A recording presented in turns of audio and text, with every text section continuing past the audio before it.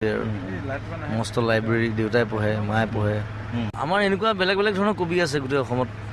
কোনোবা গীতি কবি কোনোবা বকুল বনৰ কবি কোনোবা অগ্নি কবি আৰু হেৰুদা আছে সুগন্ধি পখিলা কবি obviously he was eat butterflies he was eat leaves তেওঁ আটাইতকৈ নেচাৰেল কবি আছিলে মোৰ মতে সৰুৰে পৰা চৰ্চা কৰিছিলে জুবিন দা মই ন সৰুৰ পৰা মই আৰু মোৰ ঘৰখন পঢ়া ঘৰ গোটেই আৰু মস্ত লাইব্ৰেৰী দেউতাই পঢ়ে মায়ে পঢ়ে আৰু জুবিন দা এই গানে কি আনেতো বিশেষকৈ বাছি লৈছিলে আপুনি তাক বহুত সুৰত আপুনি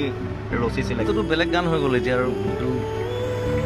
এইটো কেতিয়া 30 বছৰ আগতে কৰা গান মই ক্লাছ 8ত থাকোঁতে কৰা সৰু তাৰপিছত গানটো বেলেগ ধৰণৰ ৰূপ ল'লে চিনেমাও ওলালে তাৰপৰা চ' এইটো মই এতিয়া ভাবোঁ ইটছ এ হিষ্ট্ৰিকেল ছং অসমীয়া ইতিহাসত